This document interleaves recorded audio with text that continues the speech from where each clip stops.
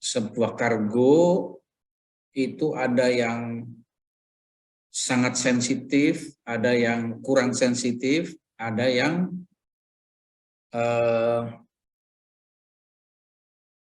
tidak sensitif ya. Artinya kalau memuat suatu kargo yang dia tidak mudah terkontaminasi dan tidak mudah rusak, itu cukup bersih saja, bersih secara visual. Nah, kemudian kalau kargo tersebut punya daya larut yang tinggi, apalagi warnanya jernih, dan dia bereaktif, maka tingkat kebersihan yang dituntut adalah tingkat kebersihan secara kimia. Jadi harus ada istilahnya Volvos test untuk memeriksa apakah ada endapan klorid atau klorida anorganik dalam dinding tangki, atau apakah ada hidrokarbon yang menempel, atau ada senyawa-senyawa produksi, atau ada sisa-sisa kargo yang bisa mengotori apakah warna, apakah kekeruhan daripada kargo. Nah, itu diperiksa secara Volvos test. Artinya kita ambil sampel biasanya 2 meter persegi di dinding tangki, bisa ambil 3, bisa ambil 5, tergantung besarnya. Kemudian disemprot dengan metanol atau etanol, kemudian ditampung cuciannya, baru diperiksa. Untuk memeriksa klorida atau klorid dengan cara menambahkan asam perak nitrat yang dikasih sedikit asam. Nah, kalau menunjukkan angka warna agak keputih-putihan, apalagi putih sekali, itu berarti ada klorida, ion klorida yang menempel pada dinding. Nah, ini biasanya garam laut. Makin kelihatan putih, makin besar kotornya, ya kan? Biasanya dari masih lembut-lembut itu namanya hazy. Mulai agak gelap dikit, nah itu cloudy, berawan. Nah, nanti ada putih seperti susu, nah itu kloridanya besar. Nah, kemudian dilihat ada yang terapung-apung enggak? Yang terapung-apung itu adalah hidrokarbon atau minyak. Biasanya uap BBM atau uap lube oil atau uap solar yang menempel pada dinding-dinding tangki. Nah, kemudian reducing substance itu reduktor. Nah, saat reduktor itu bisa dari karbon black itu, atau mungkin dari besi, karat itu bisa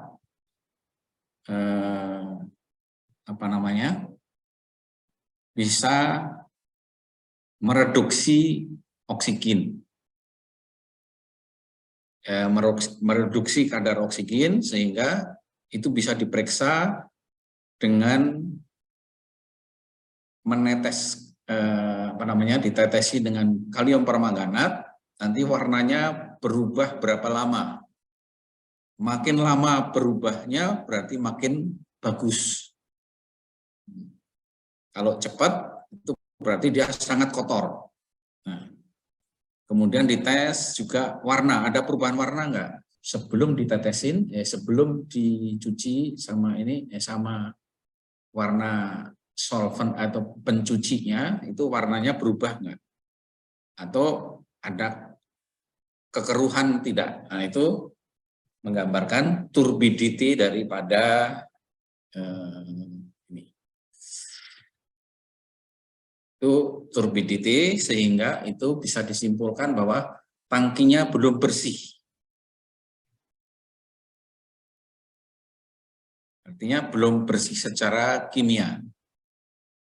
Nah, tadi pemeriksaan secara visual, kemudian pemeriksaan secara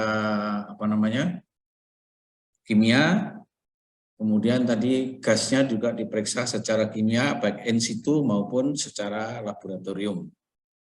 Nah, ini sekedar pegangan.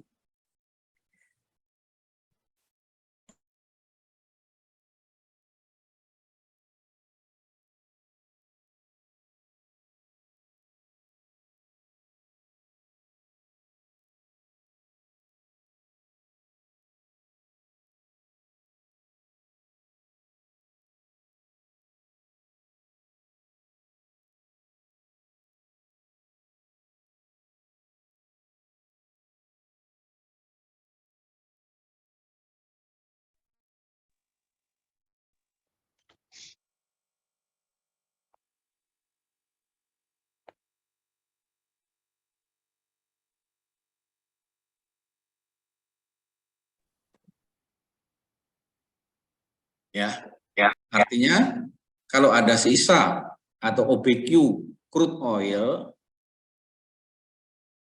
volumenya nggak sampai 1% dari yang mau dimuat, itu tidak masalah, tidak perlu tank cleaning. Wah, ini ketutup nih, sorry.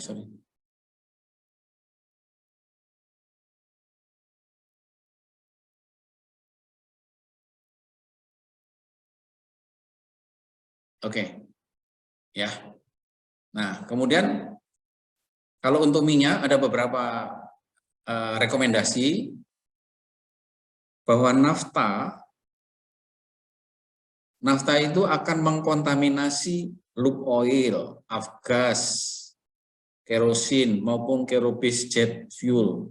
Nah, oleh karena itu, kalau kita mau memuat lube oil, afgas, kerosin atau kerobase jet fuel, maka nafta itu harus sisa-sisa nafta itu harus dibersihkan sampai bersih. Artinya apa? Kalau lube oil, afgas, kerosin dan kerojet ini tidak mudah bereaksi, maka cukup kebersihannya adalah secara visual. Gitu. Jadi tidak perlu melakukan wall wash test. Nah, kelompok black oil atau fuel oil, lube oil, ini akan karena ini warnanya lebih gelap, dia akan mengkontaminasi produk-produk pelarut. Ya. Special boiling point itu pelarut. Dia warnanya jernih, tetapi daya larutnya kuat. White spirit, ya kan? Afgas base turbojet fuel, itu semua akan terkontaminasi oleh black oil maupun lube oil. Oleh karena itu, kalau kita mau memuat special boiling point, white spirit, afgas base turbojet fuel, karena ini punya daya larut yang kuat sekali, maka sebetulnya ini tidak cukup kita hanya memeriksa bersih secara visual, tapi sebaiknya ini diperiksa secara kimia. Jadi dicuci, kemudian dites apakah ada perubahan color atau turbidity. Kalau yang lain itu tidak perlu karena ini tidak mudah bereaksi. Nah, ini ada tambahan penjelasan. Nafta itu bisa dimuat. Maaf Pak, Ya. Pak Wiranto. Ya. Layarnya enggak kelihatan Pak. Loh. Waduh, kok enggak, ini share-nya di mana nih?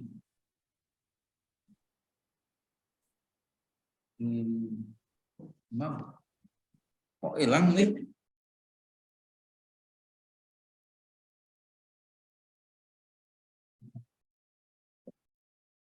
Kok hilang ini spare apa share? Oh.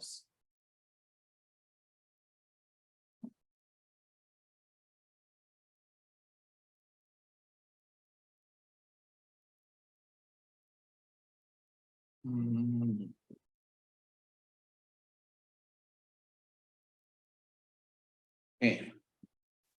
Oke ya, sudah kelihatan Pak ya? Sudah, Pak.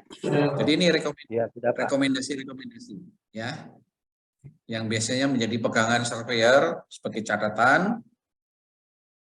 Nah, seperti SPB X, White Spirit ini kan pelarut yang sangat kuat. Nah, ini harus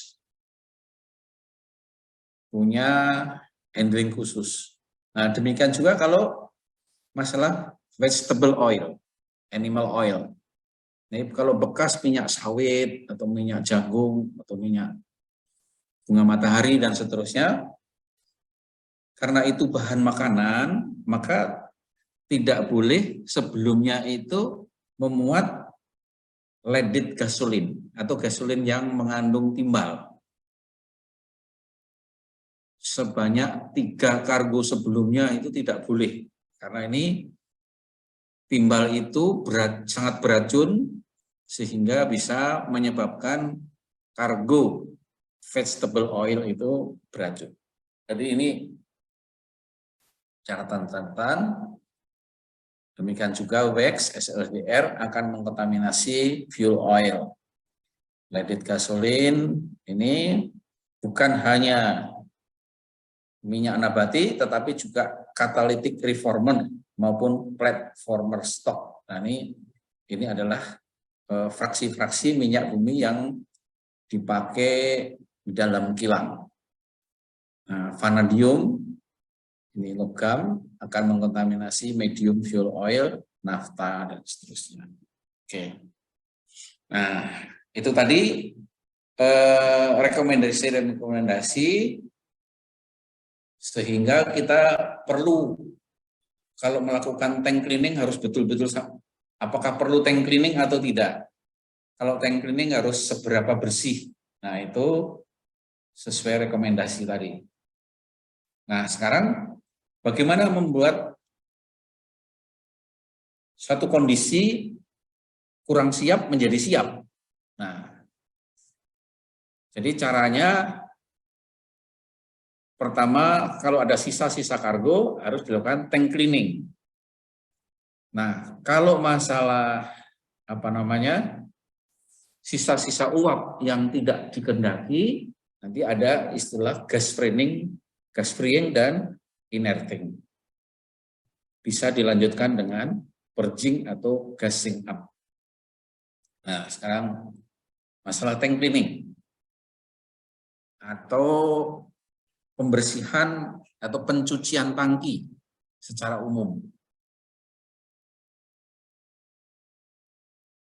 Jadi tank cleaning itu dilakukan secara umum ada beberapa tahap. Nah, dalam hal ini ada berapa nih yang direkomendasikan oleh Dr. Verwe, itu ada 8 tahap untuk melakukan tank cleaning. Ini yang lengkap ya. Jadi tahap pertama adalah pre-cleaning. Pre-cleaning itu caranya adalah dengan menyemprotkan air tawar atau air laut ke dalam dinding-dinding tangki itu dengan cara diputar tekanan tinggi sehingga kalau terdapat clingage atau terdapat gumpalan-gumpalan yang menempel pada dinding itu bisa rontok semua. Nah, kemudian lumpur dan seterusnya di bawah itu bisa terbuang dengan cara menyemprotkan dengan tekanan tinggi air laut atau air tawar, tergantung dari kapalnya sedang di mana. Kalau sedang di Sungai Musi atau Sungai Mahakam atau Sungai Barito gitu ya tentunya bisa dengan air tawar. Tetapi kalau di pinggir laut, dia menggunakan air laut. Jadi pre-cleaning ini dimaksudkan untuk mengusir gumpalan-gumpalan pasir, lumpur, dan seterusnya. Kalau tidak ada gumpalan-gumpalan, lumpur maupun pasir, ya tidak perlu pre-cleaning. Ya. Setelah itu, berarti tinggal sisa-sisa kargo atau cairan yang menempel pada dinding-dinding kan. Nah, itu dilakukan dengan cara cleaning. Kalau kargonya itu sulit larut dalam air, maka air yang digunakan adalah air tawar dicampur dengan deterjen atau solvent atau dengan tepol. Ya. Deterjen bisa sabun atau solvent, bisa tepol. Nah, dengan demikian diharapkan sisa-sisa cairan tersebut larut, ya kan, terbuang. Baru sesudah itu setelah terbuang dibilas, rinsing. Rinsing itu dengan cara membilas dengan air tawar. Nah, setelah air dibilas kedua nih, yang lebih supaya lebih bersih lagi. Ada genangan-genangan itu dibuang, disemprot tadi supaya ini. Nah, tentunya setelah dibersihkan ini, tangkinya sudah relatif bersih, tentunya tangki masih basah. Baik dinding maupun dasar tangki masih basah. Nah, kemudian ada uap-uap dari kargo sebelumnya Intil yang masih berterbangan. Jadi dengan cara penyemprotan tadi, uap-uapnya nggak keluar, belum bisa keluar, masih melayang-layang di dalam tangki. Nah, untuk mengusir gas atau uap yang terdapat di dalam tangki, baik yang berbau maupun tidak berbau, itu paling efektif adalah dengan menyemburkan uap air. Ya, menyemburkan uap air sehingga terdorong keluar, dia akan terbuang. Bisa juga ini dengan didorong dengan udara segar. Tetapi kalau kargo-kargo itu relatif uapnya lebih berat daripada udara, maka penyemburan udara itu akan sia-sia. Dia akan tidak efektif. Nah, oleh karena itu yang efektif adalah menggunakan uap air. Nah, kemudian draining. Setelah disemburkan dengan uap air, maka masih ada pada dasarnya, terutama di dasar tangki, ada basah-basah. Nah, yang basah itu di-drain, atau dikuras. Ya kan? Nah, setelah itu baru disemburkan dengan udara segar supaya terjadi pengeringan. Ya. Nah, setelah itu baru dipilih dinding-dinding yang masih agak basah, itu baru dilap, dipel dengan kain majun yang bersih. Nah, jadi ini adalah langkah-langkah tank cleaning yang lengkap. Ya. Tetapi untuk menetapkan metode atau prosedur tank cleaning, tidak harus semua ini dilakukan. Ya. Itu tergantung lagi karakteristik daripada kargo tersebut. Gitu. Ya. Jadi contoh tadi, Kalau misalnya kargonya metanol, metanol itu mudah larut dalam air, tidak meninggalkan lumpur maupun gumpalan-gumpalan, mudah menguap, ya. Berarti dia tidak perlu pre-cleaning, tidak perlu cleaning, cukup dia langsung rinsing atau flushing, gitu.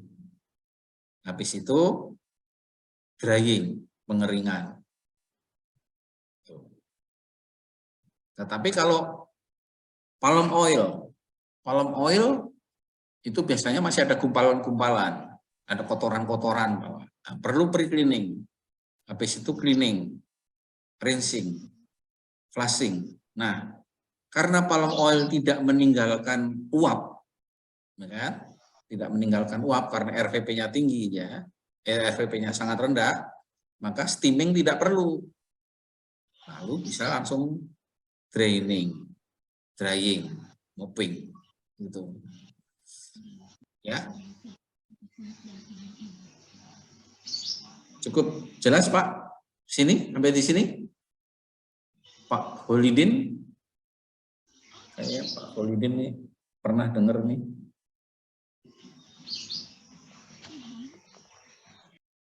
Ya. Jadi Untuk caustic gimana Pak? Mohon izin Pak. Hah? Kalau untuk caustic gimana cara membersihkannya Pak? Gitu, Pak. Nah, sekarang caustic soda. Caustic soda itu kan larut dalam air. Kemudian kalau kena air bisa menimbulkan panas. Nah, kalau caustic soda ya cukup pertama di drain. Setelah habis tinggal disemprot dengan air tawar yang bersih. Itu. Nah, kalau udah air tawar baru drying. Draining dulu yang sisa-sisa air, baru drying, dikeringkan, gitu Pak. Itu sudah bersih, tidak perlu harus ada pre-cleaning, cleaning, nggak perlu. Dia mudah larut dalam air, maka nggak perlu itu cleaning macam-macam. Pre-cleaning nggak perlu, gitu kan? Langsung bisa rinsing. Karena tidak meninggalkan uap, steaming nggak perlu. Langsung bisa di draining, drying, mopping. Gitu Pak.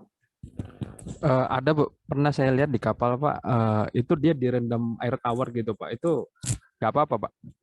Apanya? Setelah bongkar tangki tadi itu diisi dia air tawar gitu. Oh, ya. Jadi tadi karena caustic soda itu dengan air bisa menimbulkan panas, ya kan? Bereaksi secara eksotermal, tinggal tinggal caustic soda yang menempel-nempel sedikit, maka untuk membuang itu, untuk mencegah supaya tidak terjadi reaksi eksotermis berlebihan, maka direndam dengan air tawar, gitu Pak. Jadi prinsipnya pakai air tawar. Tetapi karena ada reaksi panas, maka air tawarnya dibanyakin. Direndam dulu, Pak. Ya. Oke Pak, jelas Pak. Makasih Pak. Ya. Nah, makanya kembali kan kita harus tahu karakteristiknya toh, Pak. Ya kan? Nah, sekarang kalau kita agak kesulitan karena karakteristiknya begini, sebetulnya sudah ada buku yang merekomendasikan bagaimana prosedur tank cleaning yang benar dan efektif. Nah, bukunya itu namanya Tank Cleaning Guide. Ya, Tank Cleaning Guide.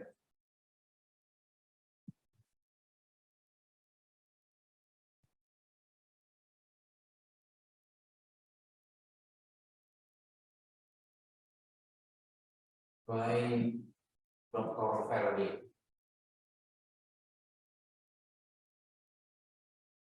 RW dari Nederland.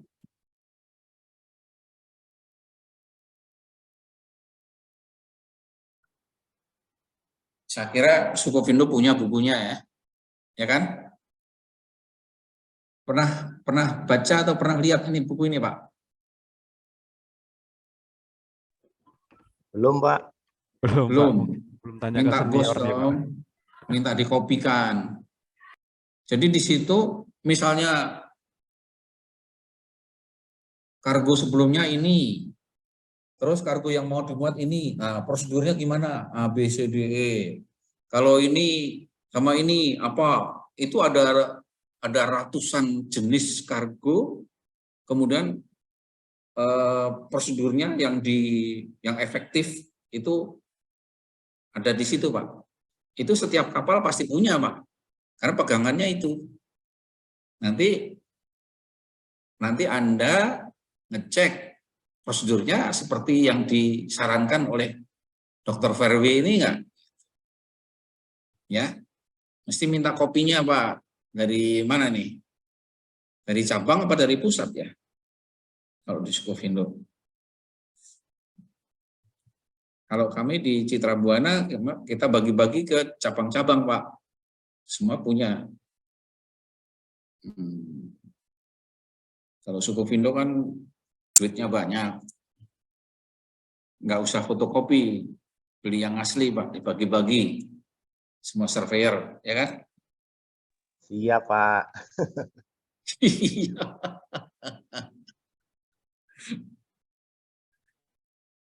Iya, tinggal bilang nanti ke Pak Iqbal, Pak Iqbal sudah pensiun ya.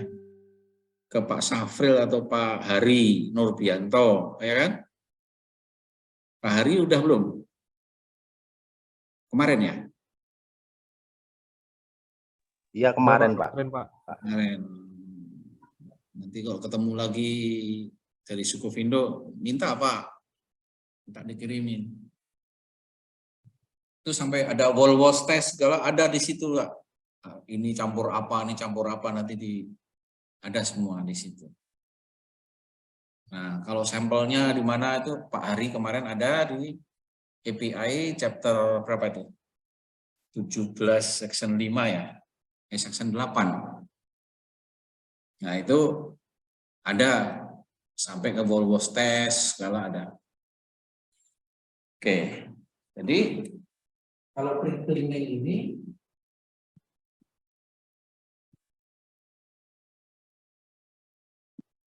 nanti karena ada gumpalan-gumpalan yang ada lumpur, pasir, ini yang disasar nih. Nah, kalau cleaning ini terutama kalau ada yang kalau pakai deterjen atau pakai apa namanya solvent itu pelarut, ini terutama untuk kargo yang sulit larut dalam air. Nah, kalau tanpa apa-apa, ini yang kargo yang larut dalam air.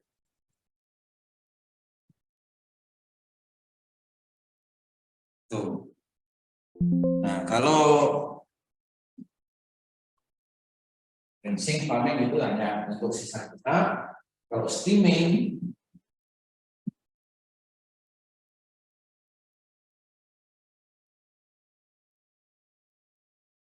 itu terutama untuk uap yang berat. Artinya yang lebih berat daripada udara.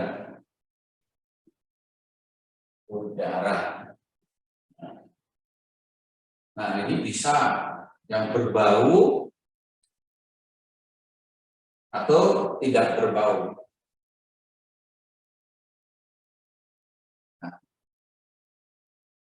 Nah, kalau drying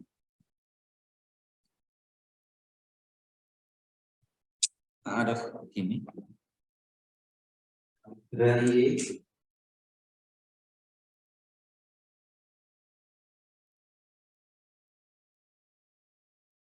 ini hanya mengusir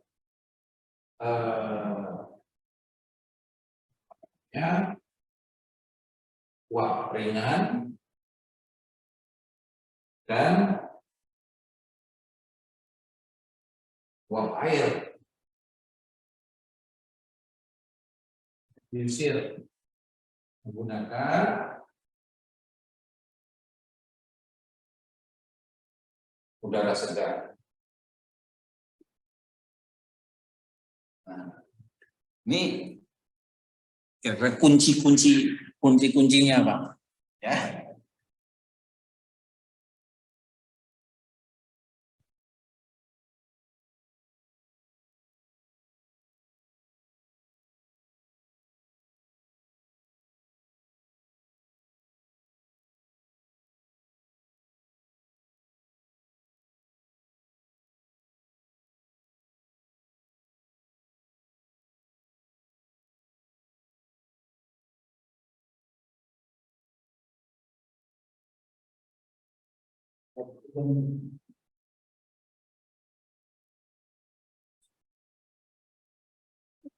Kayaknya mau hujan nih.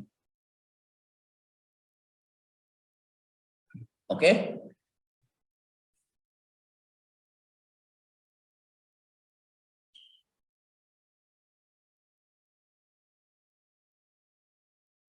Oke, cukup jelas Pak ya?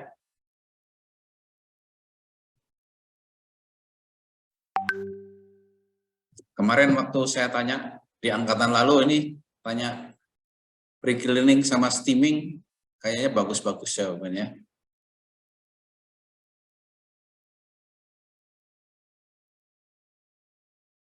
Oke, ini beberapa catatan mengenai kesulitan di dalam tank cleaning. Nah, terutama adalah kalau kargonya sangat kental, titik dirinya tinggi, tidak larut dalam air, meninggalkan bau, kemudian meninggalkan residu yang kargo yang mudah mengalami polimerisasi dan mengandung inhibitor. Ini biasanya menimbulkan kesulitan-kesulitan tersendiri, sehingga tank cleaning harus diulang-ulang beberapa kali supaya efektif. Nah, kemudian, jadi itu tadi mengenai tank cleaning. Yang pertama, tank cleaning maksudnya adalah terutama untuk membersihkan sisa-sisa kargo cair maupun padat yang berupa lumpur dan seterusnya itu, dan sebagian dari uap. Ya. Nah, untuk mengusir uap, kalau uap itu lebih ringan daripada udara, maka kita lebih cukup menggunakan penyemburan dengan udara segar, yang itu kita sebut dengan gas freeing. Jadi tangki itu disembur, dispray dengan udara segar, sehingga sisa-sisa uapnya itu bisa terbuang keluar, termasuk lembab udara. Nah, sehingga dengan gas freeing tersebut, maka kadar uap air berkurang, oksigennya naik, kadar toksik gas atau gas yang beracun maupun gas yang mudah terbakar itu bisa diturunkan dengan cara tadi menyemburkan udara yang segar. Nah, sedemikian sehingga bisa diperoleh satu kondisi namanya kondisi gas free. Nah, tadi kondisi gas free itu apa? Tadi kriterianya sama, ini cuma diulang nih. Kondisi gas free itu adalah apabila kadar gas beracunnya di bawah nilai TLV, di bawah nilai threshold limit value. Kemudian kadar oksigennya sekitar 20,8% volume. Kemudian gas yang mudah terbakar itu nilainya di bawah nilai LEL atau lower explosion limit maksimum 10% dari nilai LEL tersebut. Kemudian tidak ada potensi gas yang mudah terbakar di sekitar tangki yang diperiksa tersebut. Karena apa? Karena sekitarnya harus diperiksa supaya tidak menyebabkan justru kebakaran itu dari sebelah-sebelahnya.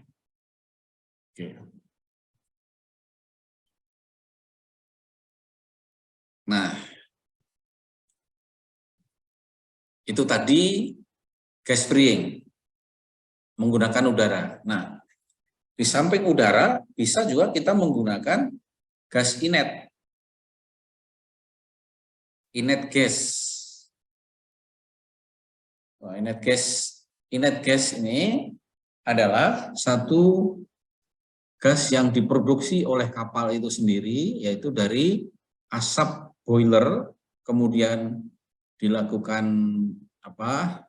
pengurangan kadar belerang dioksidnya, kadar air atau moisture-nya, dan partikel-partikel padat lainnya.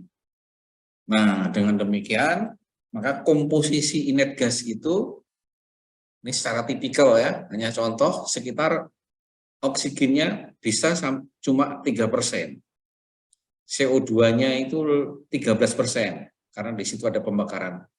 SO2 0,2%, nitrogen 77%, kadar air 0,25% berat. Nah, solid partikel sudah rendah dengan 7,5 mg per meter kubik. Nah, ini adalah satu contoh komposisi inet gas. Jadi oksigennya nggak bisa nol. Tetapi ini bisa diproduksi sendiri oleh kapal. Sehingga jauh lebih murah daripada nitrogen. Jadi kalau tadi saya katakan tingkat sensitivitas kargo itu berbeda-beda. Kalau hanya dia itu mudah terbakar, maka cukup dengan inet gas. Tetapi kalau dia mudah mengalami polimerisasi, itu nggak cukup kita menggunakan inet gas, tetapi harus menggunakan nitrogen. Nah, operasinya disebut purging, gas purging atau gassing up. Nah, itu bisa menggunakan inet gas, bisa menggunakan metan, nitrogen, maupun uap dari loading yang mau dimuat. Nah,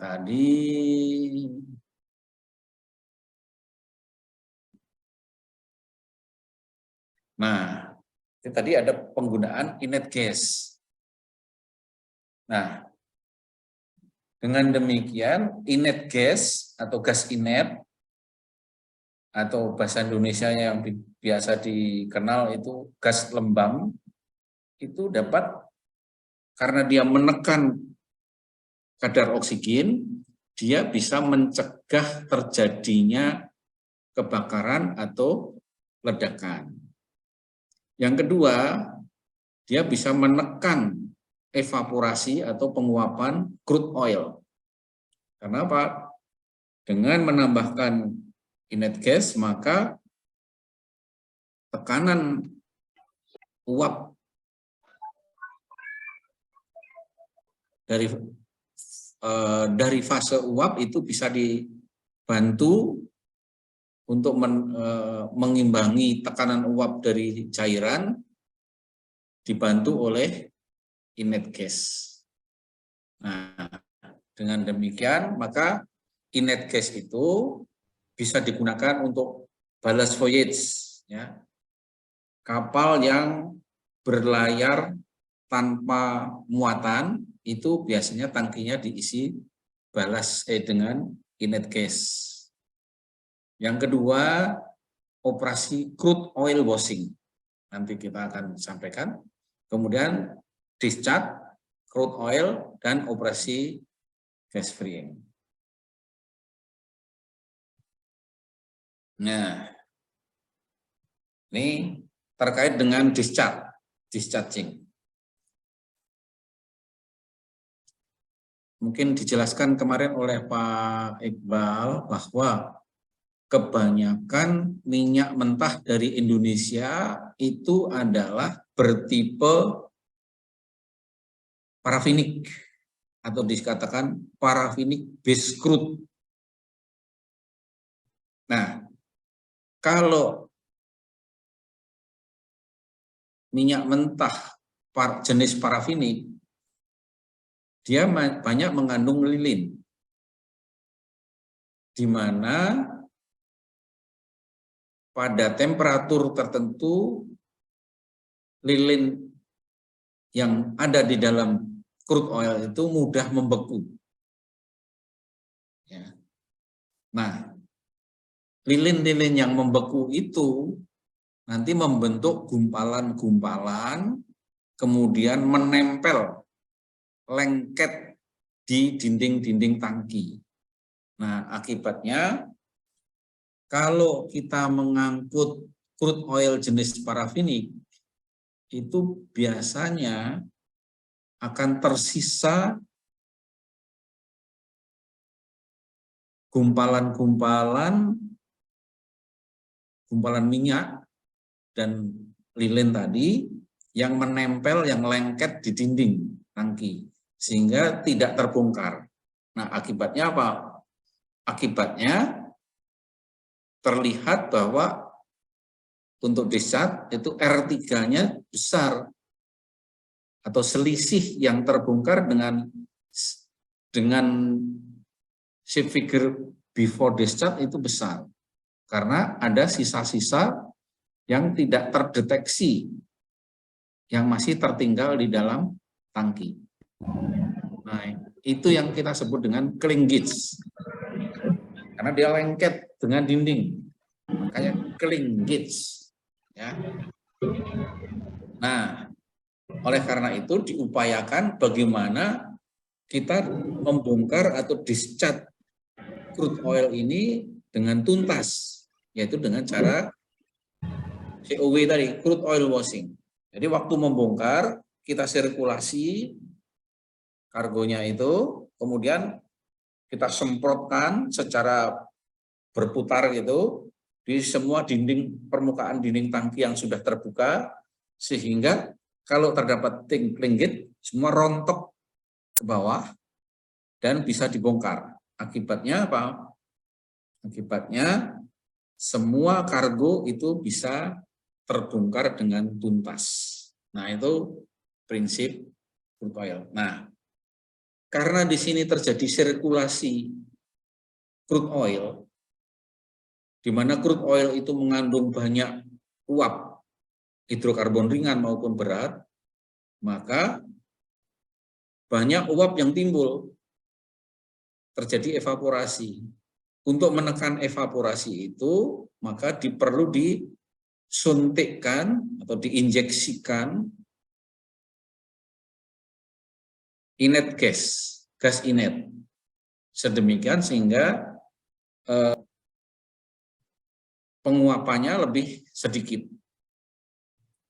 Nah, tadi disampaikan bahwa dengan menambahkan inert gas itu di samping menekan evaporasi atau penguapan dari crude oil, juga menekan kadar oksigen, sehingga kemungkinan terjadi kebakaran atau ledakan itu menjadi rendah. Jadi tujuannya penggunaan inert gas pada crude oil washing adalah menekan evaporasi dan menurunkan kadar oksigen untuk mencegah terjadinya kebakaran. Jadi nanti Bapak bisa baca sendiri semua. Oke, materinya sampai di sini. Kita mau sambung ke quantity determination lagi. Mungkin ada yang mau didiskusikan, silakan. Materinya banyak juga ya. Oke, silakan.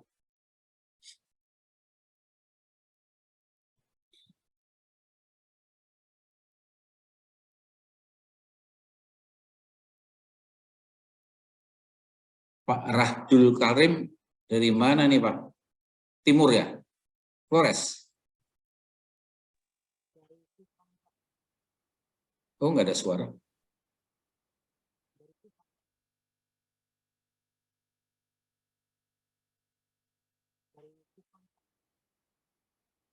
Nggak ada suara Pak.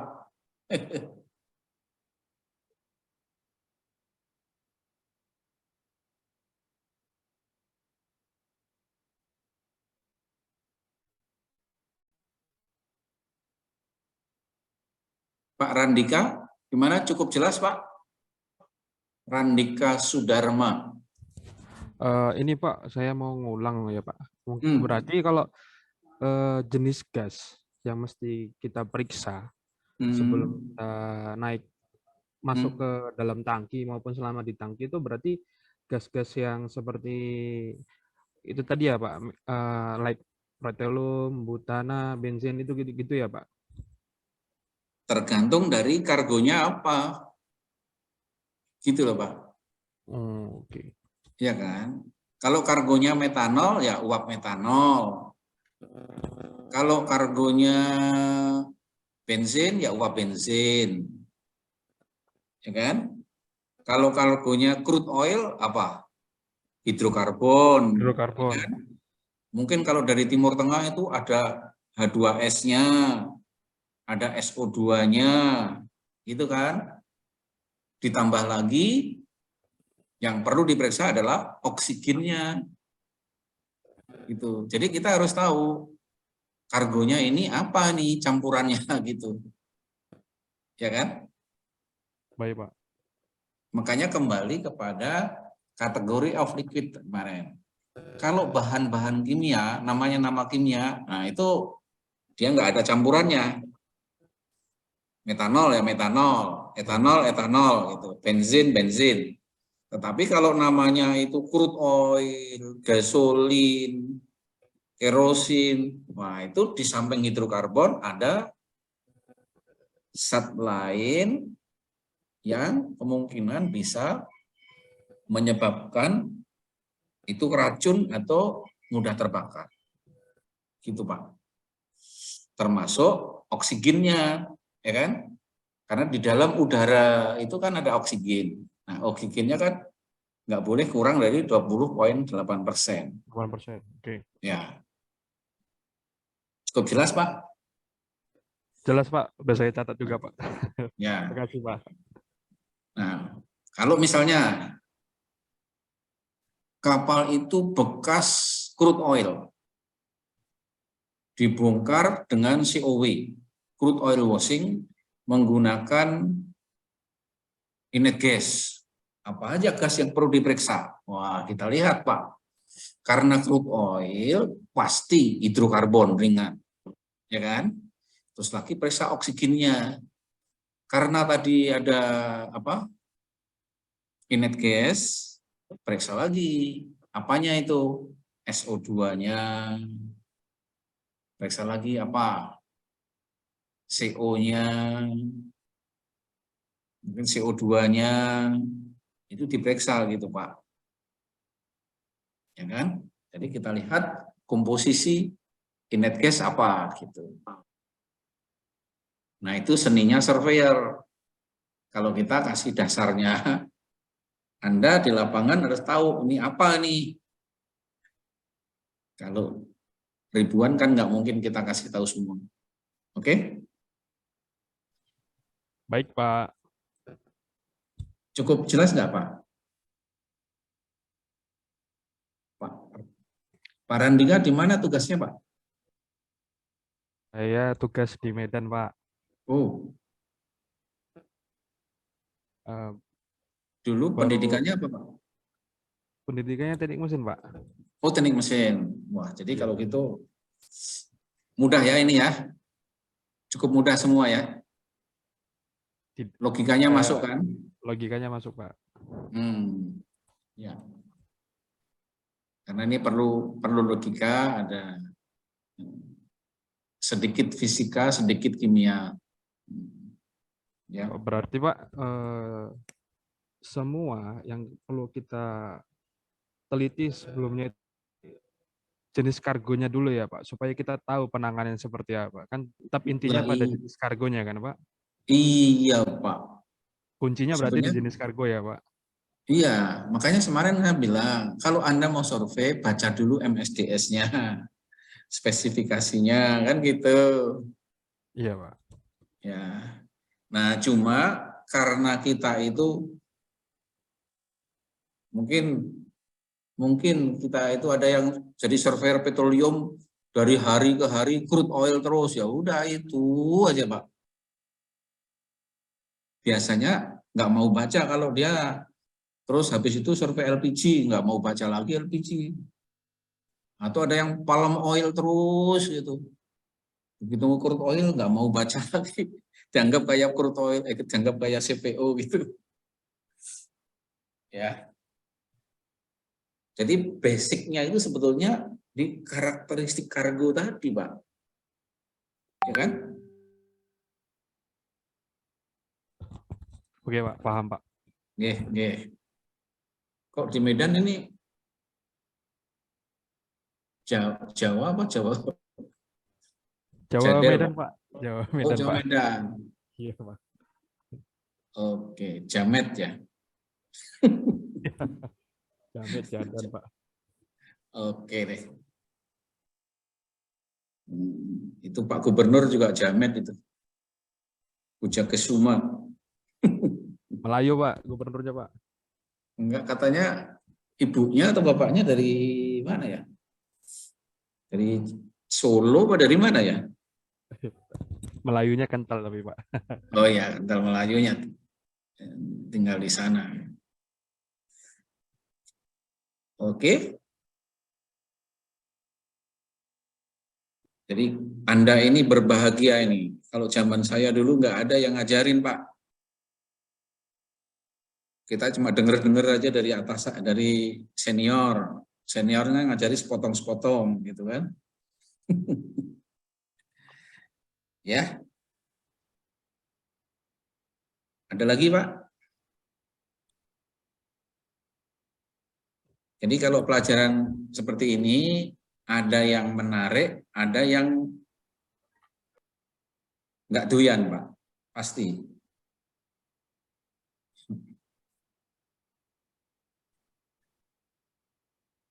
Jadi apa ini, itu kan? Karena nggak semuanya nangani kargonya, Pak. Karena kan ada yang fokus hanya di ya HSE. maksudnya Ya. Mungkin maksudnya kan atasan Anda itu Anda mungkin dari petroleum nanti bisa ke palm oil juga, bisa ke mungkin ke lari ke gas gitu. Yang tadinya di palm oil bisa ke petroleum, bisa ini. Maksudnya kan ke situ. Kalau sudah luas, nah, jadi kepala operasi, apa jadi kepala cabang, apa gitu kan. Kalau peluangnya kan kira-kira begitu, Pak. Maksudnya. Kalau saya malah nggak belajar nih, Pak. Nggak pernah kursus saya petroleum macam-macam. Baca-baca sendiri. Ini saya baca juga buku dari Sukovindo, Pak. Jadi buku-buku SJS dulu, saya baca dari ruang direksi, ya saya ambilin sini 1, 2, 1, dan seterusnya. Oke. Karena kalau di Sukovindo zaman dulu nggak ada yang baca, karena itu buku-bukunya di ruang direksi. Pak Direktur juga nggak baca gitu.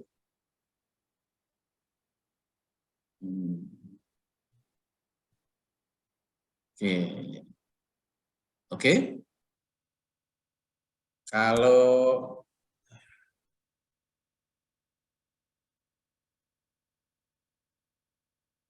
mau istirahat apa mau ini Pak? Mau lanjut? Sudah waktunya sholat belum nih? Asar belum ya? Mungkin beberapa teman yang lain sudah, Pak. Iya, Pak. Sholat dulu, Pak. Oke. Kita istirahat 1/4 jam boleh ya? Iya, Pak. Siap, Pak. Iya, Pak. Boleh. Nanti kita lanjutkan untuk static measurement and quantity determination. Materinya masih banyak itu, Pak. Oke, terima kasih. Sama-sama, Pak.